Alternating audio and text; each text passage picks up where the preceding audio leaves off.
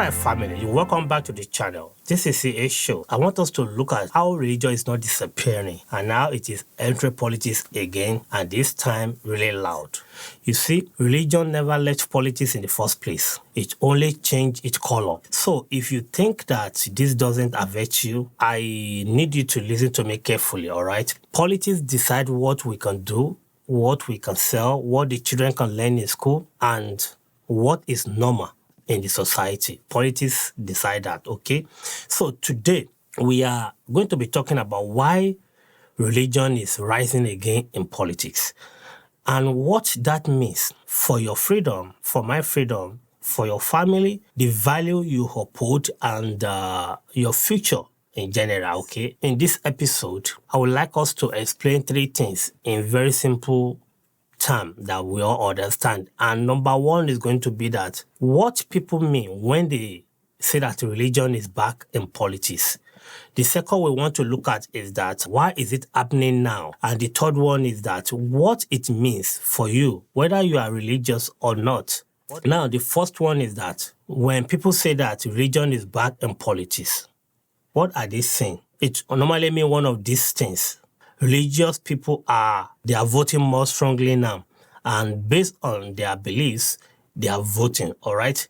Or it could be that religious leaders are now speaking up more. They are vocalizing their concern, all right? In most cases, it's going to be about moral value. But one thing we need to understand is that the politicians actually capitalize on this. It's like they take this word out of their mouth. They understand this is their concern. They use it during campaign just to gain those tractions and more votes. So I want to believe it's not just about politics, it's also about power and control and belief system. Like it or not, it is religion that answer all these moral questions like what is right and what is wrong. What should the children be taught in school? And like I said, politics turn those beliefs into rules. All right. When it becomes rules, it becomes what we follow. So yes, religion will always bump head with politics one way or the other. If we look at the second phase, why is religion coming back now? And let me explain this slowly, okay? Religion grow in politics when society become confused, scared, or when society is becoming unstable. If people feel like everything is changing too fast, like this AI of a thing that is going on right now, people are afraid about losing jobs, or when people believe that their value are being mocked, if they don't feel valued anymore. Probably maybe they think that my kids are being influenced.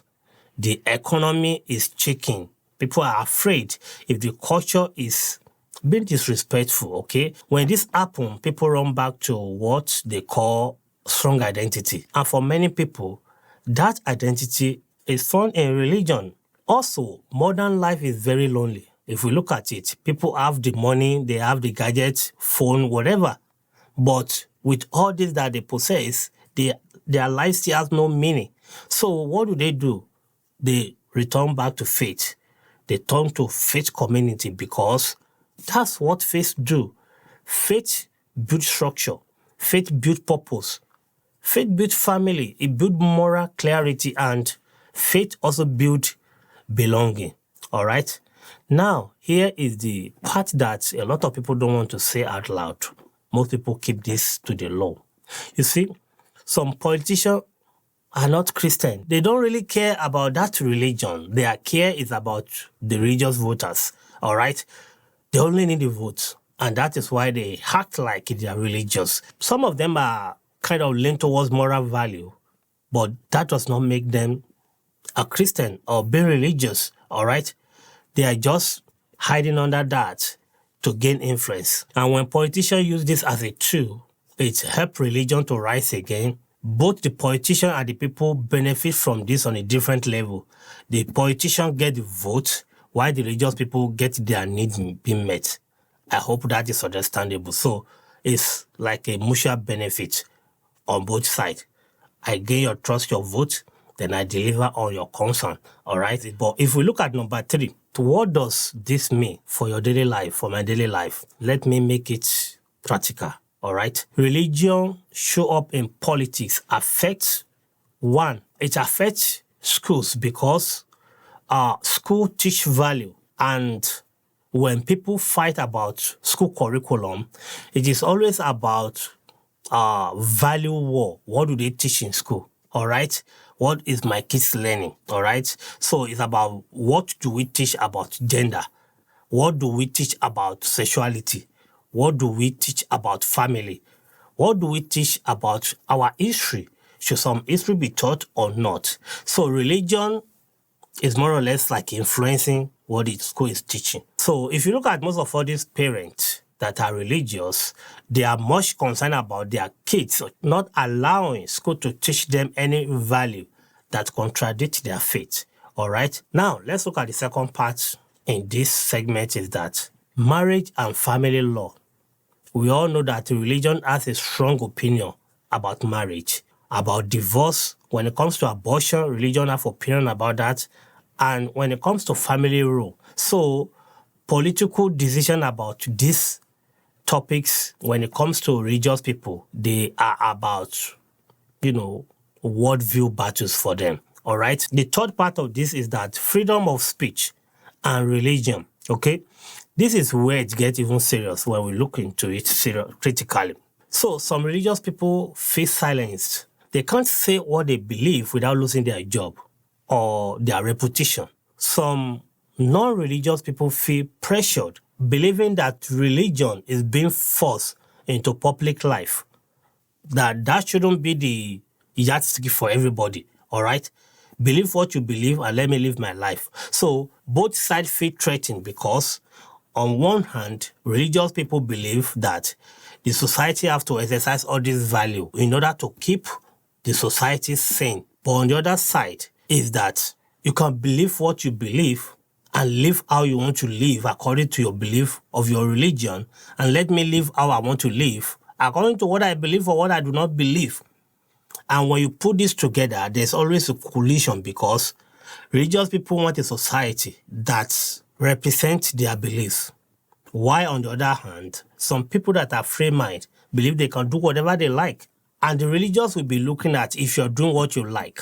We have people growing up. We don't want them to copy whatever you think you believe. And part of what we can see why the religious people believe we should keep the status quo is that just look at the wokeness that we see now, the influence of women in society when it comes to sexuality. Those are the values that religious people believe should be kept.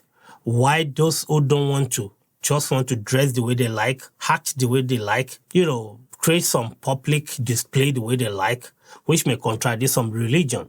All right. So that is where the headlock begin. They believe that their belief is being threatened. That is where it gets more aggressive. So, let's look at the fourth part of this. So the big question is that, is this good or is it bad? And here is my honest answer. I would say that it depends on what kind of religion we're talking about in politics. I'll say that there's a healthy fashion where people vote with conscience. All right? People speak with values. People speak respectfully, where people defend freedom for everyone, not just because of their religious belief. All right? And there is the other version, which I believe is the unhealthy version. And this is the version where people use religion to control others, to win power, to attack, and to shame instead of to persuade.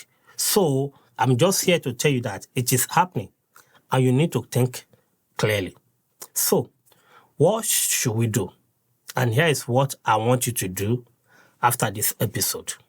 Number one, stop being easily manipulated.